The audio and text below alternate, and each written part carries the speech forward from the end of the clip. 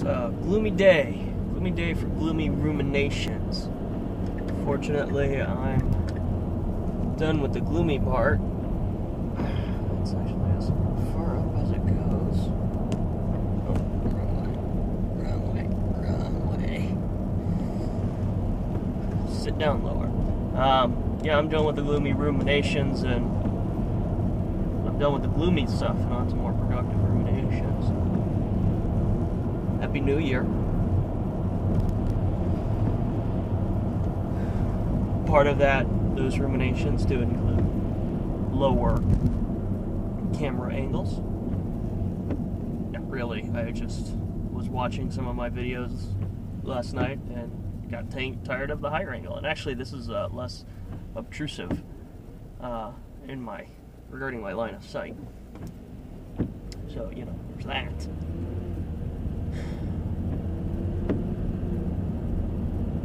I've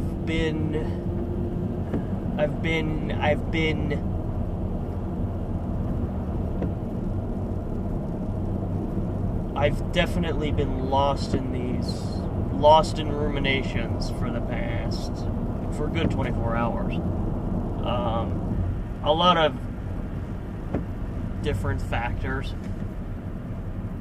Trip, Chris, work, a lot of different stuff. And I'm not going to say it came to a head, but it was interesting that I put it into words. Yesterday I was chatting with Chris, and I just put it into words, and I'm probably not going to do a very good job recreating those words, but the essence, the heart of it, is that I spent the back half of last year, of 2012, kind of getting serious about things, but not really knowing. I mean, I got serious about things, but I didn't know to what end. What was that horizon line? All I knew is that if I'm going to get there, I have to get serious about things. So I became more diligent. Worked on a lot, started adding things to my plate, doing a lot of additional projects. I wasn't putting all of my eggs in the Holler Classic basket, into the work basket. And I guess as the months progressed, it became very clear that I don't want to make that my career. I want to be able to work independently. I want to support myself and Sam independently. But to what end? How do I do that? And so my brief discussion with Chris, I was like, I'm moving towards this. I'm dead set now. This is what I'm doing. To make Horberon creative, whatever that may fully end up being, is going to be my career. Is going to be I want that to be a successful business. And my goal is to make that happen. So either you're helping me get to that point or you're not. And it doesn't bother me one way or the other. It was we were talking about collaboration and things like that. And it doesn't bother me one way or the other if you're on board, if you're there to support me. Because what I realized is that the only person that's going to make it happen is me.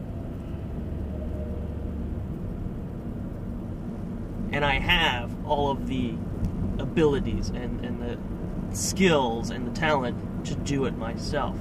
So I guess the other end of that, excuse me, what I was thinking very briefly about this morning was, after years of ups and downs, depression, highs,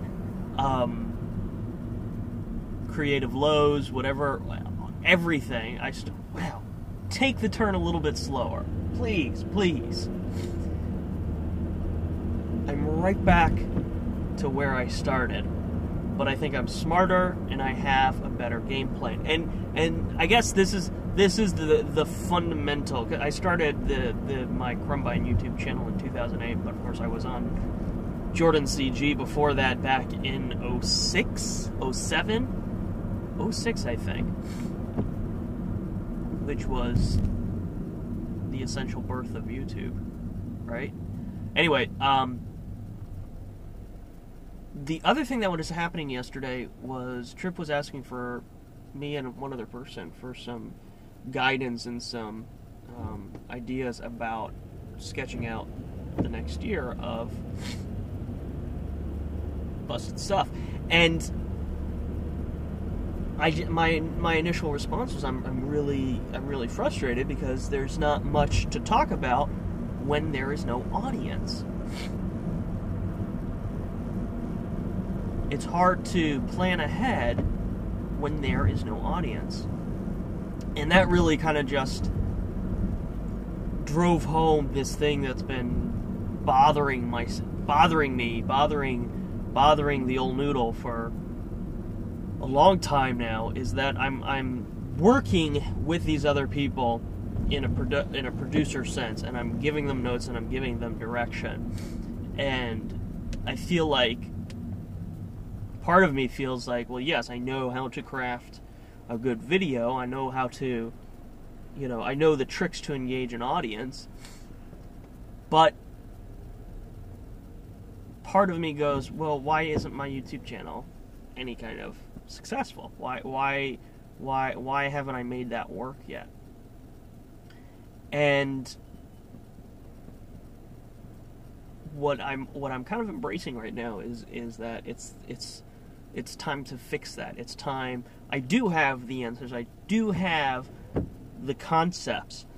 And my problem in the past is that I've been very artistic, and I've been very, this is what I want to do, and not enough, as far as YouTube goes, and not enough, well, this is what works.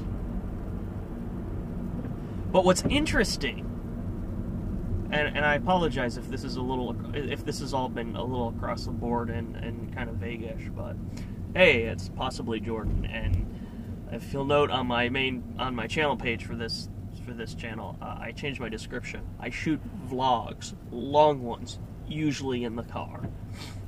I'm embracing this. I'm totally embracing this with open arms. Fuck short vlogs. This is my thing on this channel. Long fucking vlogs. If you don't like it, don't watch. Just like that.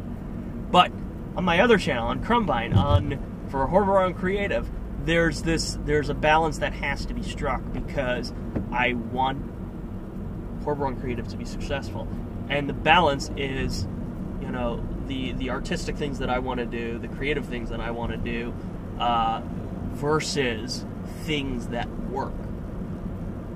So I've been my brain has been circling around the concept of tent poles for the past 24 hours.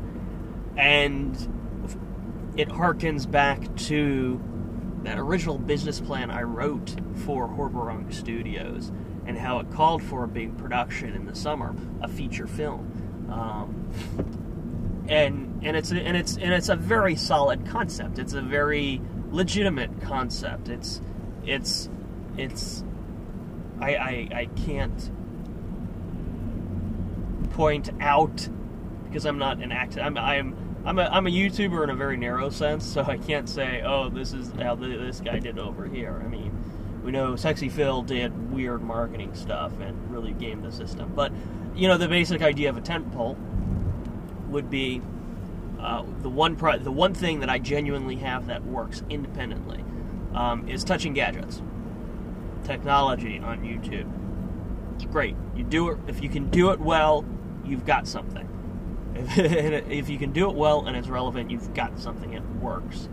I got a really great comment on. Okay, so the one episode that's up to 37,000 views now garners a lot of really angry, hateful comments, and they just don't bother me. Every now, I mean, this last comment I saw was kind of raised my cackles, and I was like, I got a little pissy about it, but I just walked away and ignored it. That's what you do with these things. But So that came on the heels of two rather positive comments, and one of the comments was that was just amazement about all the negativity in the comments, going, if Smosh, I don't know, I don't watch him, Smosh had produced a video like this, or, you know, a big established person had produced this exact same video, people would have loved it. And that's so the case. That's the problem with YouTube.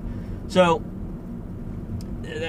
but that's all beside the point. The point is that Touching Gadgets is one of those tentpole products. It's something that works on YouTube, and for the most part, I really enjoy doing them.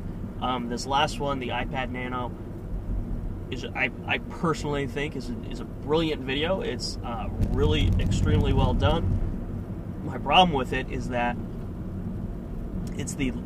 I think it's the longest of the 4 videos, and because of that, it was a very complicated video to edit, and I had extraordinarily high expectations for it. Now, the video is playing fine. Somewhere over 500 views. So it's doing exactly what it's supposed to do. It's getting natural views. It works. That's the point of Touching Gadgets. It works. It works within the natural YouTube ecosystem, right? It's something that people search out and find and watch. The problem was that my expectations were very high for it, that since it wasn't performing like the first episode, like the tablet episode, the Android tablet episode, I was just kind of crushed for a while. And even though I know that I'm going to do the GoPro video next, the GoPro review next, I just haven't had the motivation to do that. Again, besides the point. The point is that Touching Gadgets is a tempo video. Series concept. It works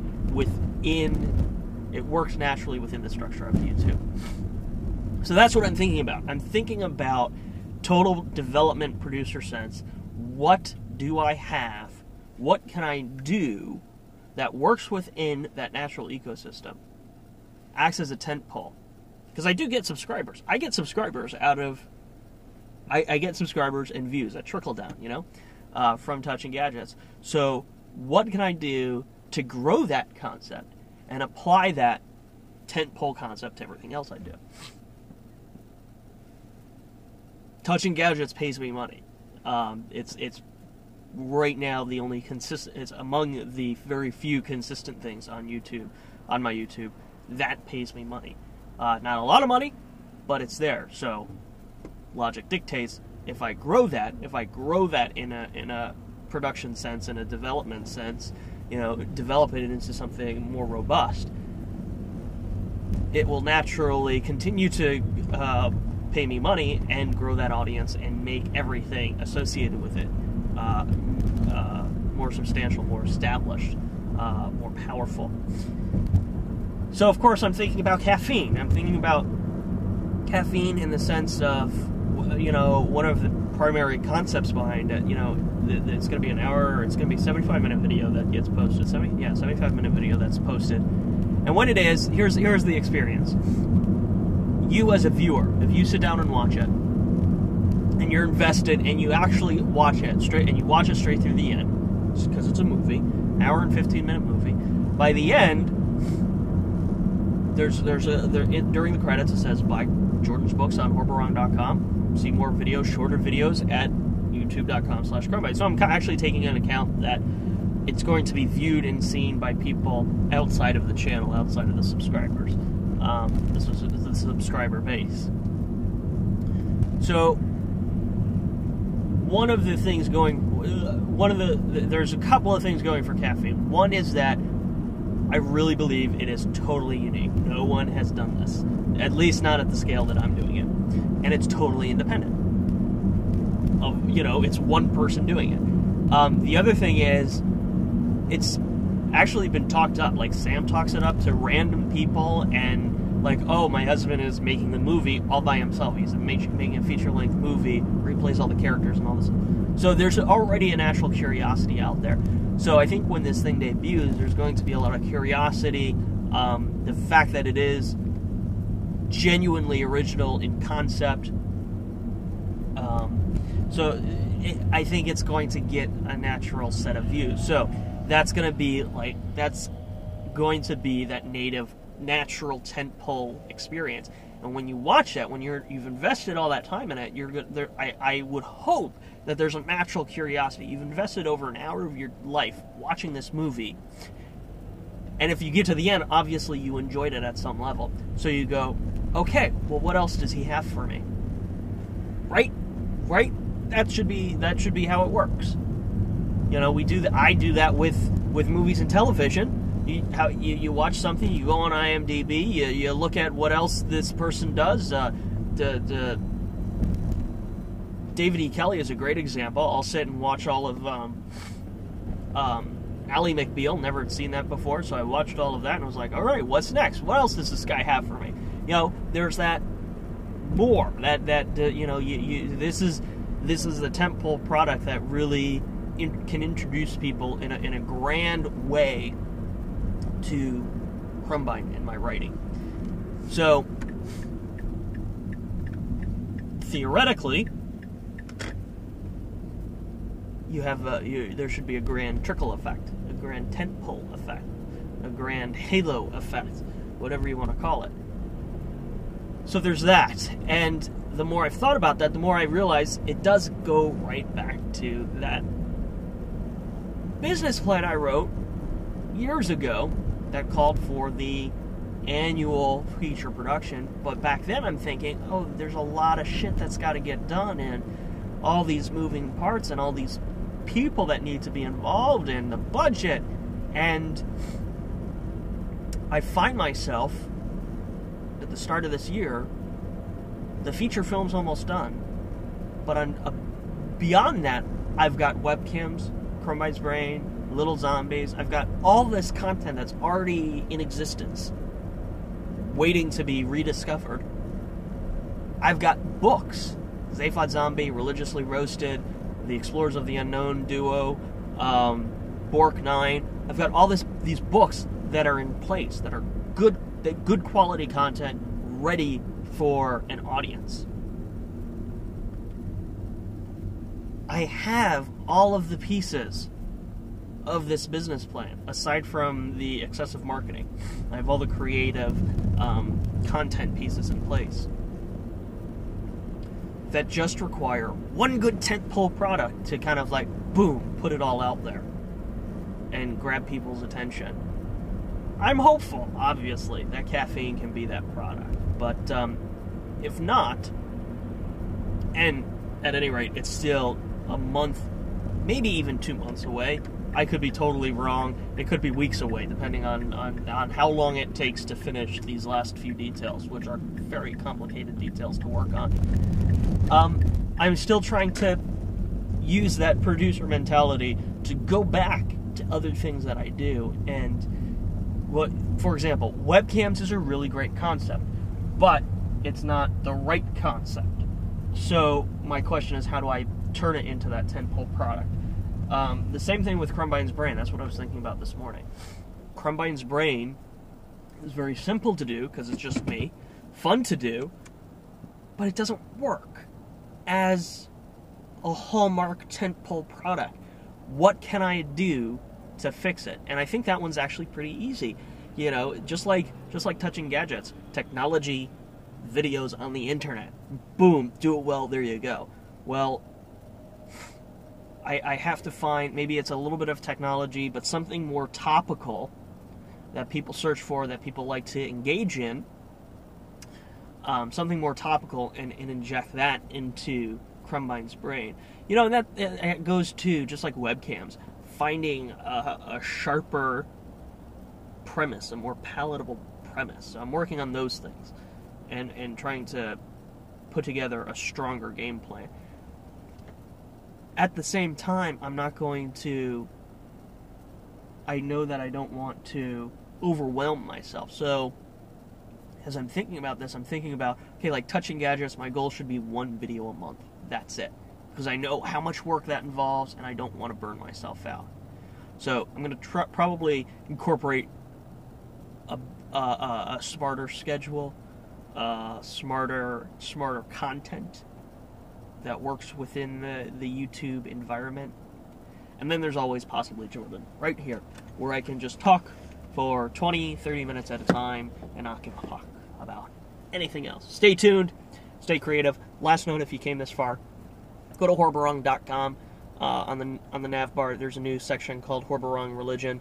I'm trying to find some sort of way to capitalize on a lot of the stuff that I've been working with Trip and Rochelle, and I feel like it's been very poorly capitalized on elsewhere, so I'm going to try to fix that myself, because I'm putting a lot of work in it, and I'm not sure that I'm going to get much out of it in the long run. So I want to fix that, because that's what I'm doing this year.